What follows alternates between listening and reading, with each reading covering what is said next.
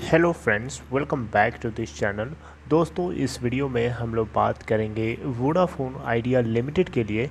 लेकिन अपनी कन्वर्सेशन को हम शुरू करें उससे पहले आपसे रिक्वेस्ट करना चाहूँगा।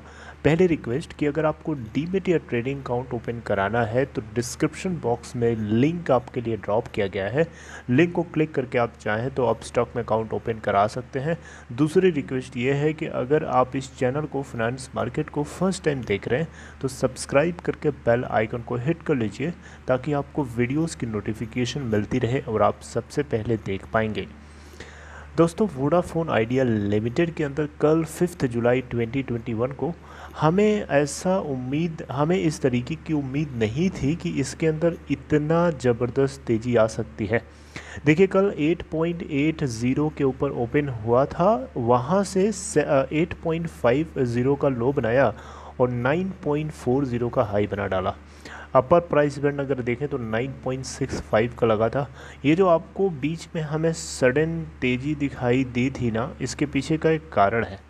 वो कारण मैं डिस्कस करूँगा, लेकिन उससे पहले मैं आपको बताना चाहूँगा कि कल कितना वॉल्यूम ट्रेड किया गया एनएसई के ऊपर। 432.37 मिलियन शेयर्स ट्रेड किए गए, जहाँ पे डिलीवरी है 37.53% है, जिसको आप 38 चाहें तो मान लीजिए।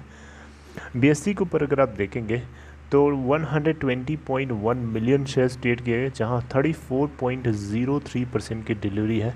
मार्केट कैप है इस कंपनी की 26,149.20 करोड़ रुपए और इसने 52 वीक लो बना रखा है 7.17 का और हाई है 13.80 का।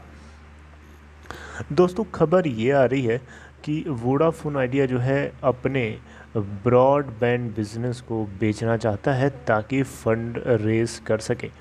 देखिए, फॉरेंसिक ऑडिट की जब बात उभर करके सामने आई तो वोडाफोन आइडिया किसी भी तरीके से आनन फानन में फंड को रेज करने के लिए उपाय ढूंढने लगा और इनको यही बात सूझ रही है कि ब्रॉडबैंड बिजनेस को बेच करके जितना हो सके माल बटोरो, जितना हो सकता है माल उठा लो। तो $1 बिलियन के आसपास का अमाउंट ये इनिशियली सोच रहे हैं रेस करने के लिए अपने ब्रॉडबैंड बिजनेस को बेच करके। देखिए, फाइबर ब्रॉडबैंड बिजनेस को अगर ये बेचते हैं तो क्या ये एक सही मूव होगा, क्या ये सही कदम होगा? अगर आप मुझसे पूछेंगे तो मेरे हिसाब से मेरा जवाब होगा बिल्कुल गलत कदम है, ये सही कदम नहीं है। क्यों ऐसा मैं इसलिए बोल रहा हूँ दोस्तों, क्योंकि फाइबर ब्रॉडबैंड बिजनेस आज की डेट में बाकी जो ऑपरेटर्स हैं एक्सपेंशन कर रहे हैं और वोडाफोन आइडिया उसको एक्सपेंड करने के बजाय उसको ख़त्म कर रहा है। तो एक तरीके से देखा जाए तो वोडाफोन आइडिया अपना लॉस कर रहा है ना। क्योंकि देखिए, आज की डेट में क्या है कि जो यूज़र्स हैं, enterprise users generally broadband connections को लेना ज़्यादा प्रेफर करते हैं।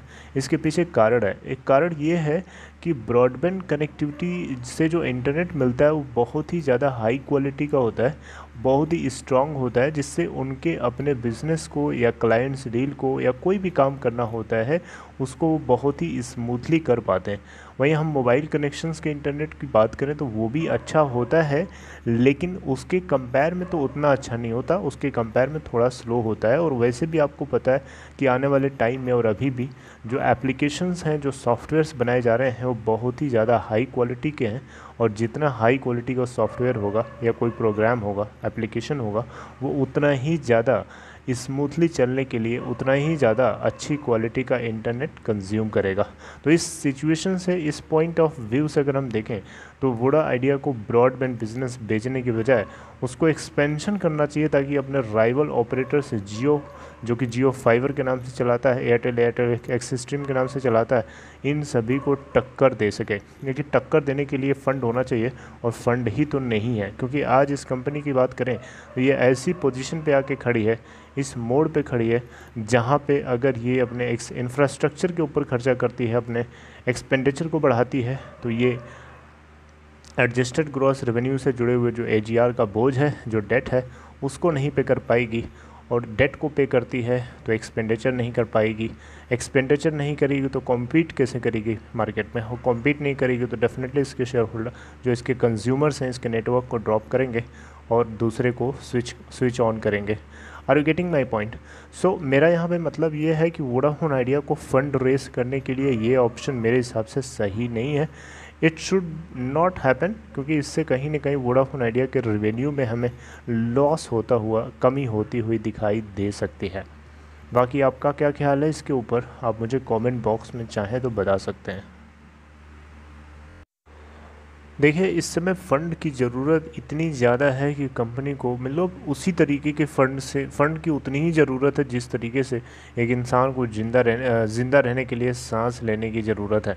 देखिए, अभी इस समय अगर इस कंपनी में फ़ंड आ जाता है किसी तरीके से, तो देखिए अभी भी इसके अंदर चांसेस हैं कि ये अपने 52 वीक हाई को एटलीस्ट तो ब्रेक कर देगा, राइट। लेकिन अब देखिए यहाँ पे ना एडजस्टेड ग्रॉस रेवेन्यू का जो अमाउंट है उससे जुड़े हुए कर्जे थोड़े मोड़े नहीं है, बहुत है। देखिए, जब तक यहाँ पर supreme court adjusted gross revenue के ऊपर रीअसेसमेंट को लेकर के रीअसेसमेंट को लेकर के होल्ड ऑन नहीं करता है, तो मुझे लगता है कि ये सही नहीं होगा। देखिए, एडजस्टेड ग्रॉस रेवेन्यू के अंदर रीकैलकुलेशन या रीअसेसमेंट की परमिशन दी जानी चाहिए, जिसको लेकर के कहीं ना कहीं वोडाफोन आइडिया और जितने ऑपरेटर्स हैं सभी के सभी पॉइंट आउट करने की कोशिश कर रहे हैं, राइट। तो समवेयर वहाँ पे गलती तो है ना, और गलती ना होती तो ऐसा नहीं होता। गलती अगर है तो उसको मानी जानी चाहिए, उसको देखना चाहिए, उसको रिकैलकुलेट करने की इजाज़त देनी चाहिए, ताकि इन कंपनीज़ को एटलीस्ट थोड़ी सी सांस लेने की मोहलत मिले, थोड़ी सी राहत मिले, ताकि ये अपने बोझ को, अपने डेट को इस स्मूथली ईजिली तरीके से पे आउट कर सकें। Are you getting? सो मेरा ये अपना ओपिनियन है, और मैं अभी भी उम्मीद करूँगा कि वोडा आइडिया मार्केट में आकर के रॉक करे, बाकी ऑपरेटर्स को कॉम्पीट करे और नंबर 1 पोजीशन को गेन करे। I would always like to wish this should happen, right. But ऐसा सोचने और विश करने से सब कुछ नहीं होता है, और भी चीज़ें मैटर करती हैं, friends. Okay, so I would like to terminate my conversation right here, friends. If you like this content, please give a big thumbs up and take care.